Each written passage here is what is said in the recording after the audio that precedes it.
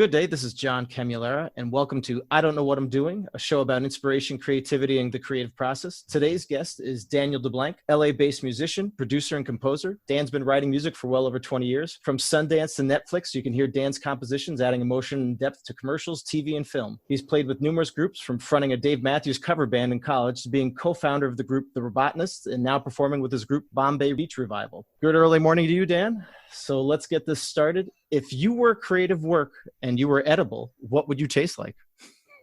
Let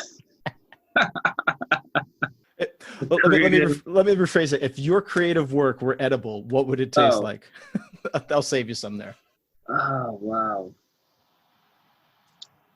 Leftovers that were better the first time, but still really good, I think. A quality reheat, okay. Oh yeah, I'll take that. A quality reheat. It's either that, or I was going to lean towards your Rochester roots and say, you mean more like a garbage plate kind of thing? Where Yes. Mix it all up together and put hot sauce on it. That's how I work.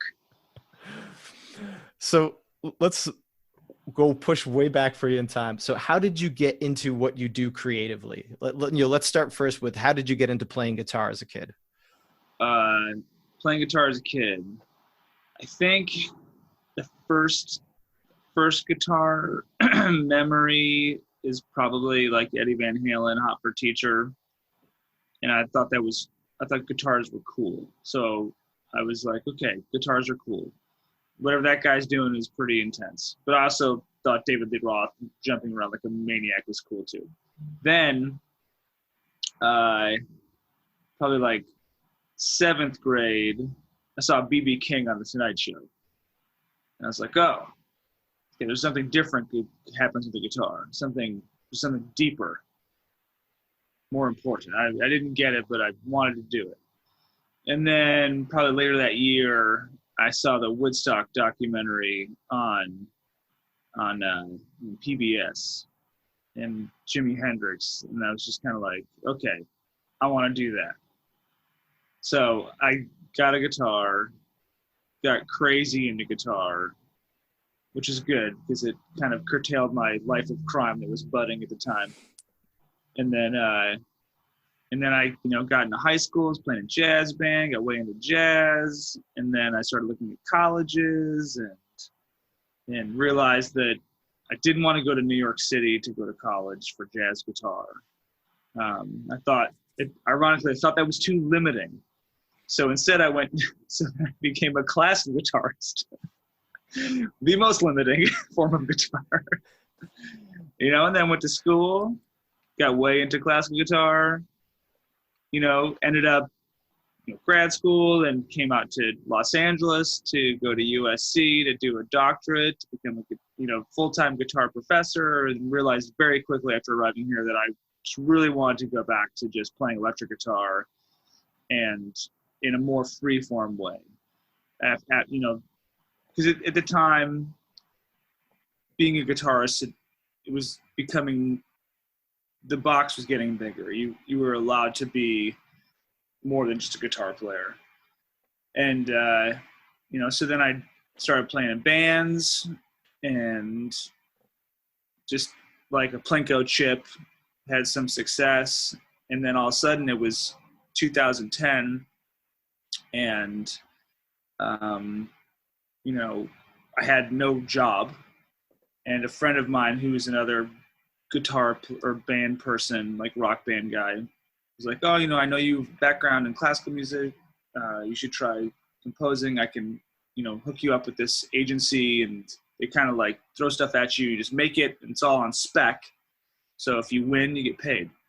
And it just became like just a fight, and I had some early successes, and it just went from there. And that's it in a nutshell.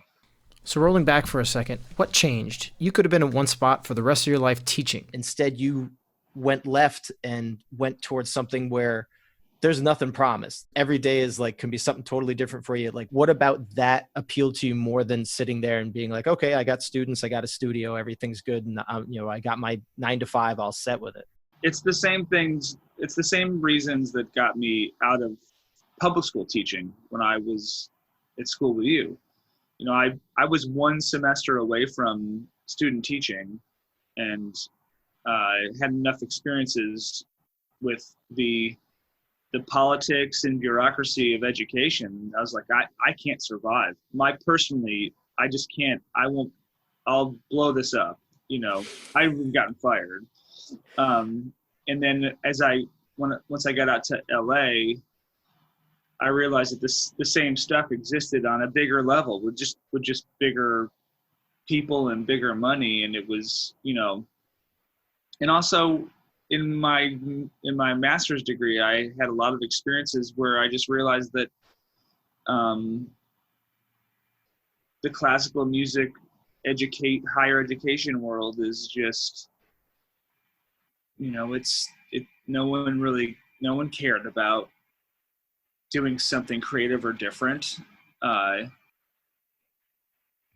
it was a lot of, you know, reputation and this is how we do it and creatively, which just boggles my mind, you know, and it kind of left a pretty bad taste in my mouth. I'd rather go to a world where, you know, when you're trying to score something or get a song on a TV show or a movie, you know, you create it, you make it what you want, you fine tune it, you polish it, and then someone's going to give it 30 seconds if they're lucky.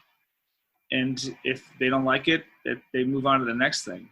And to me, that's a more honest judging system than trying to be in a world where, you know, if someone does something different that goes against the grain, well, that's not the way we do it, or what, I don't know if that makes any sense. I realized that I wasn't going to survive as a college professor, so I just went into the wild. It's easy out here where it's 85 degrees every day and sunny. So especially like moving in with talking about how you have only 30 seconds to impress somebody and grab their attention in your field of work. How do you go about your process of creating? Like, where do you start at then? Do you start from, do you ever get a chance to actually see what you're scoring for? Or do you usually get something where it's like, here's our big picture, here's the story, this is what you got? Well, generally from what I do, there's two sides of the coin. There's people who license what I've already created, and, you know, they're just going to pay to have it put into their work, and then you retain ownership and get paid a flat fee and then receive royalties, whatever. When you're scoring to picture composing, sometimes I'm given picture and then I have to talk to a music supervisor or the editor, sometimes a director. And when they pick you for licensing, I have little to do with that. I've got some music administrators who kind of are salespeople who pitch what I do.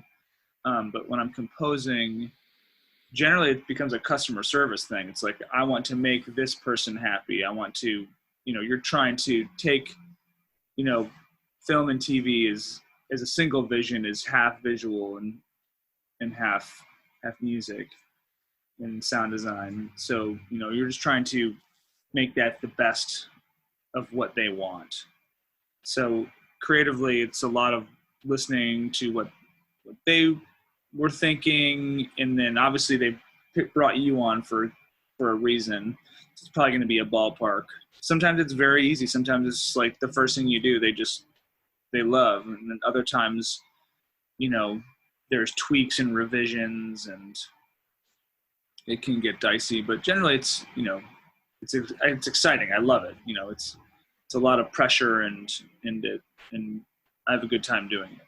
When you're composing for music that you're going to have licensed, what's your process for that? Because, you know, it can be licensed by anyone for anything. Are you waking up in the morning and going, you know what, I feel like writing something in this idiom, or I'm interested, I want to write a little dramatic piece. Do you sit down with a purpose of what you're going to write and then say, okay, this seems like something I'm going to put into the bank for licensing? Or is it you've written for someone else, they rejected the piece, so you say, oh, you know what, I'm going to put this out there? Like what like how do you go through that?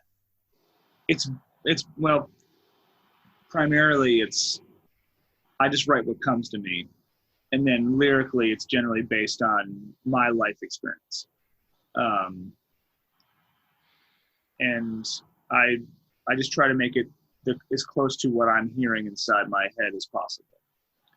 And then the other side is I do a lot of spec composing for commercials, where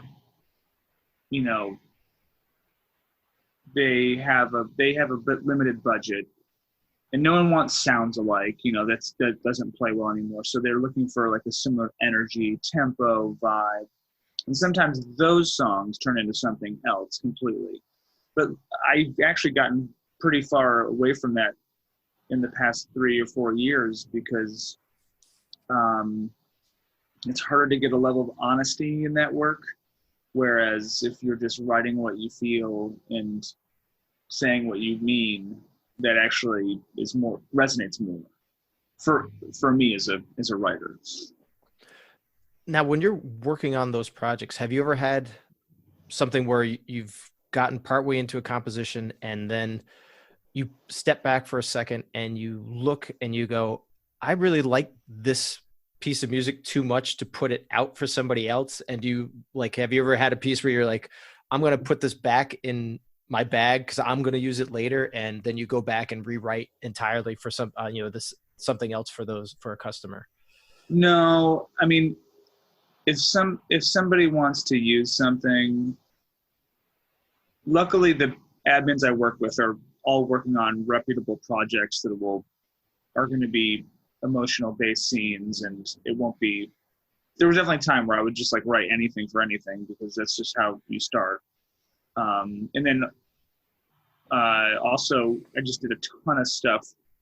I had a lot of work where MTV was licensing Robotnists like just 2 or 3 times a day. After like every there was like a few years where it was just constantly we were on MTV on the dumbest shows and stuff, which is funny because Robotnist music is so progressive and emotional, but it still worked. I mean, and even dumb reality shows, they're kind of shaped by music, So we never really felt bad about it.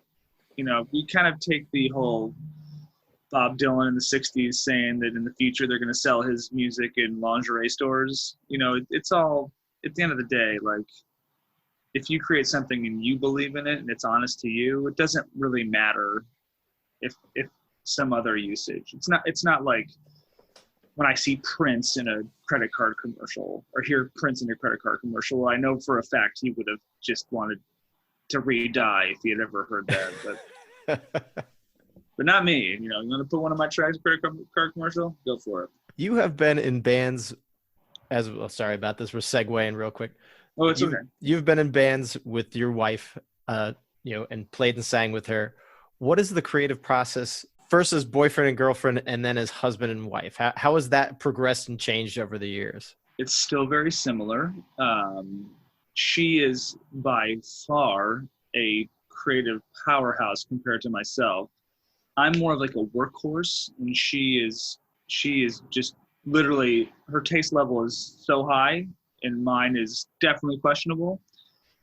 So I still do nothing but learn from her. We definitely, when we work together, there is a lot of tension because again, like, I work a lot and quickly, and she is poignant and thoughtful.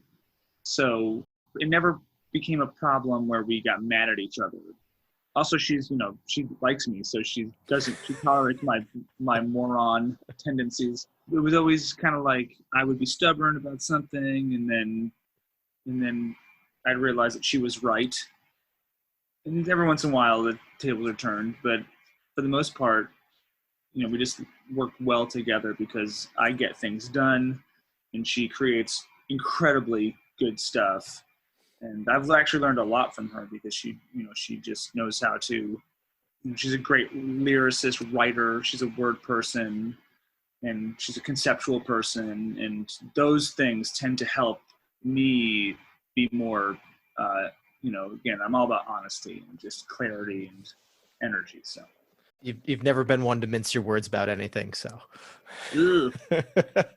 like mince, like mash them up. Yeah. So yeah. It sounds like you're the rough cutter and she's the finish worker for things as you come in. Yeah.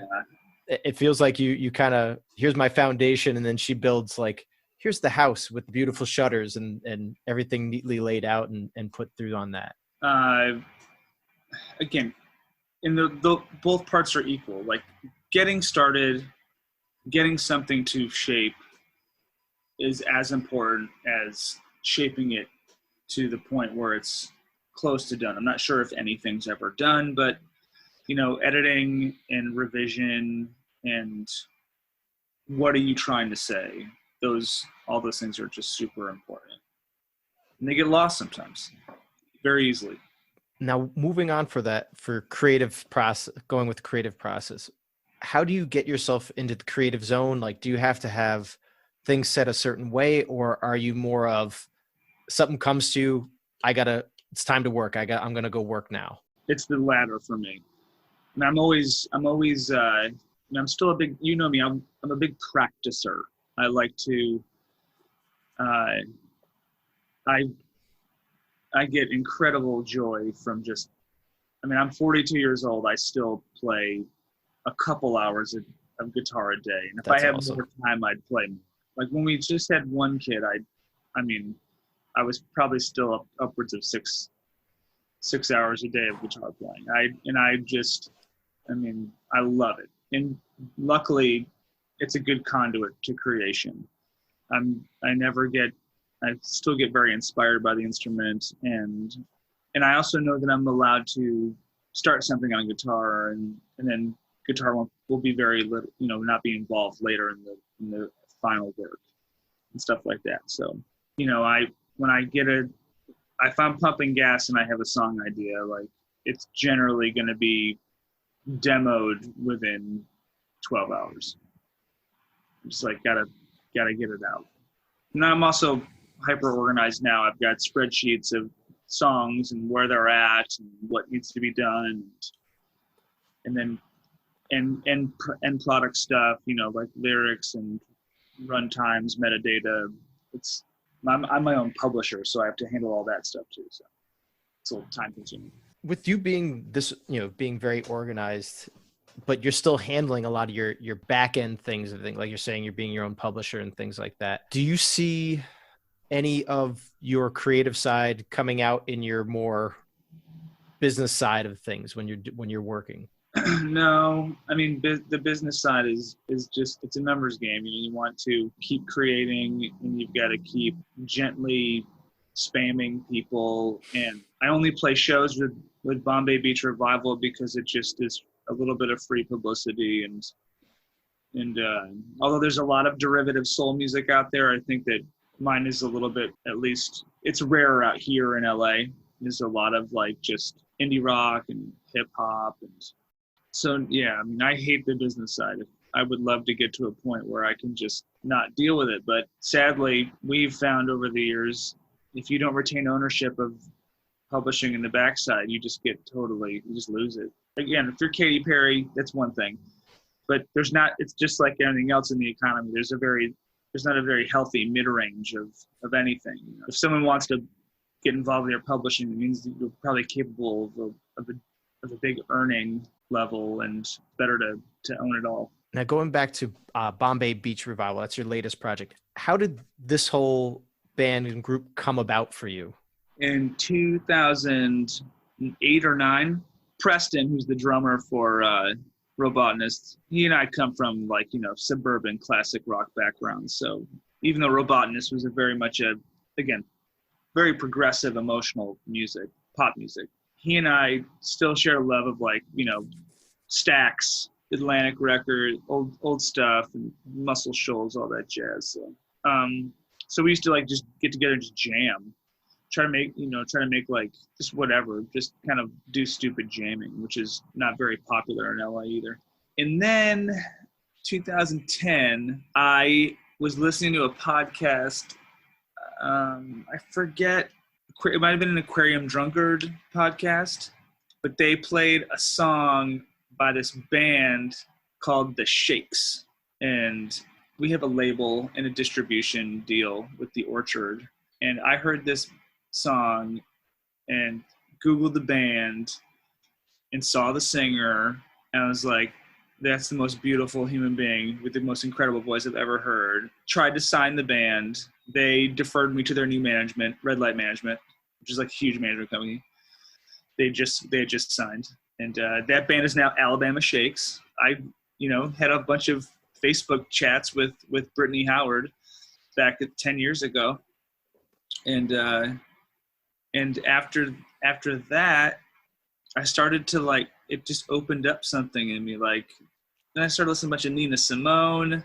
I have a voice. You know me, John. You've heard my horrible voice for a long time. And I'm kind of like, with the vocal thing, I got to LA. I stopped singing. The music I was making before I came here was very much not good. And what I was doing in my voice was not good. And so I didn't sing for a lot of years. And then I heard Brittany Howard. Again, a lot of Nina Simone, a lot of Otis Redding, Freddie King. And I was just like, hey, I can control scream also.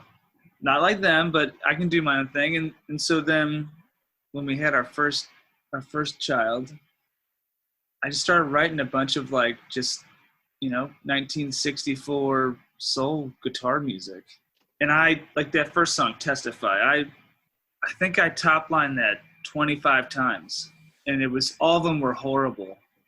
And then finally I wrote the melody. I heard the melody. I was doing dishes, ran over to my phone, made a voice memo, tracked it. We were about to go to Mardi Gras to New Orleans. I put it on SoundCloud, and by the time we got to New Orleans, like 2 days later, it had like 3,000 plays and a bunch of comments and stuff. And I was like, oh, maybe this is cool. And then it's just been easy since then. That's how that all started. And it just, music it's super important to me, and it's a joy to work on. So it's a lot of fun to just play. Going back, you mentioned as you're talking just a second ago that, the music you were making when you were out east just wasn't doing it for you. And has there been points in your career or, in your life where you doubted your creativity? Like it put you're in a bad spot about it. And, how'd you work your way through that? Well, I think that I went through it all then. I was in college. When I was in college, I knew it was like a fantasy bubble, especially when I got to grad school. I was at this place where like everyone was just a virtuoso at their instrument. And I was like, how did I finagle getting into this college? And the entire time I was always, like an undergrad, I had a cover band, which was just like the funnest, dumbest thing I've ever done. But then I was also writing but mostly it was like cathartic music. It was just dealing with, just my stupid emotions. Not stupid, but just like, you have pretty dynamic emotions when you're 20 to 22 years old.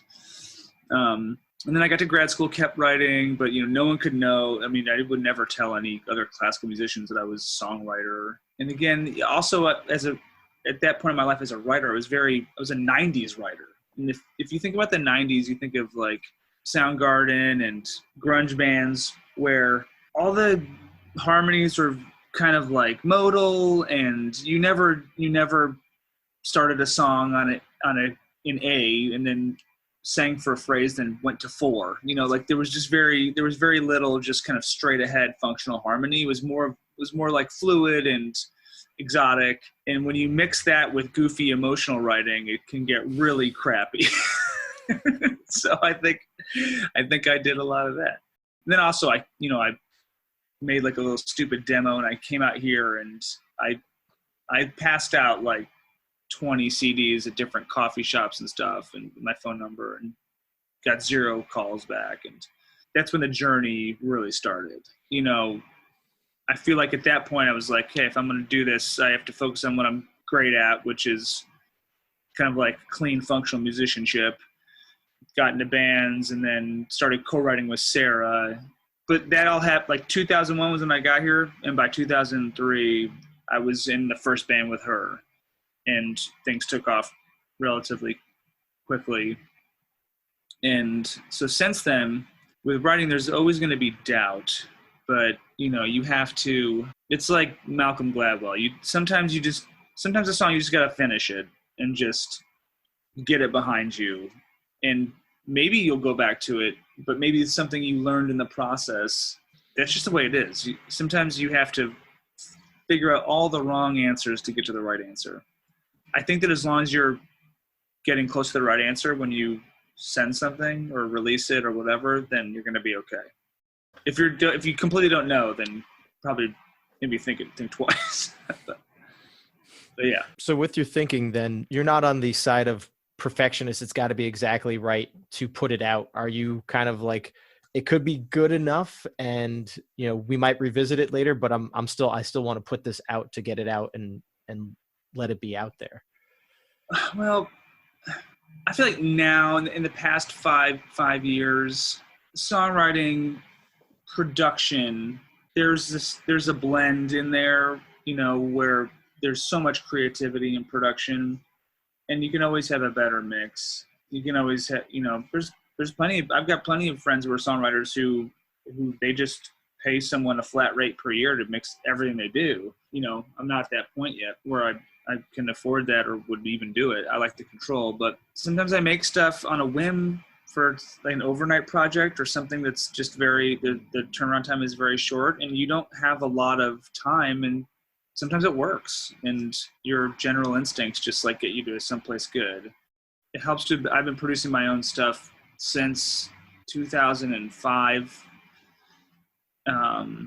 And so it helps to just know my own workflow and how to get from point A to point B.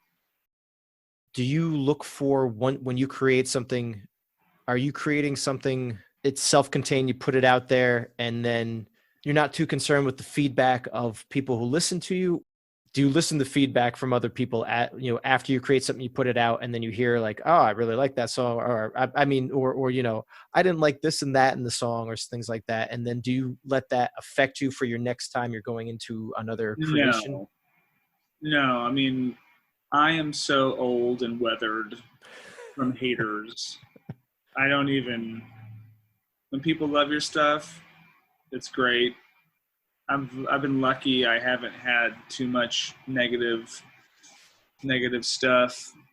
But being in bands, I've been in a lot of bands with women, and I've seen a lot of I think just the vitriol of the anonymous commenters. It's best to just like let it go into the universe and not even, so it definitely doesn't affect my creative process.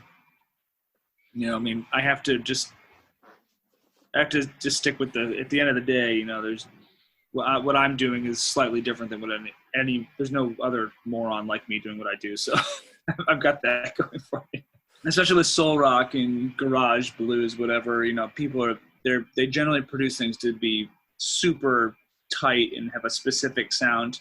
We don't watch a lot of live cable TV. We watch a lot of streaming TV, and there's this incredible song for a car commercial, and it is just so good. And every time I hear it, I'm like, oh, this just must be gigantic on Spotify and Apple Music. And it has very little plays. And it has been hammered into my life for the past 6 months. And, you know, that just goes to show that, like, well-crafted, super catchy tracks sometimes just, they have no emotional resonance. And it, at the end of the day, that's what people are looking for in music, because they're generally looking for something, you know, that they can reflect off of and feel something about. So, well, Dan, I think I've taken up enough of your time for today. So I figure this is where we're going to cut everything out, man. It's been fantastic talking with you, just talking about your creative process and your creativity. Mm-hmm. And it's also good catching up with you as we go. Oh, yeah. You remember the name of my Dave Matthews cover band? Sure. Blue Water. That's right. We're just real quick. I remember when I decided to quit that band because I went to a Dave and Tim show with Ryan, and he yelled out, "Play Blue Water," and Dave Matthews said, "Why would I do that? Not a good song." And thus it ends everything with that. Fantastic. Yep. That's it for myself and my guest, Mr. Daniel DeBlanke. I'm John Camilleri, and I don't know what I'm doing, but I hope you adapt, improvise, and overcome your challenges to find your creativity. See you soon.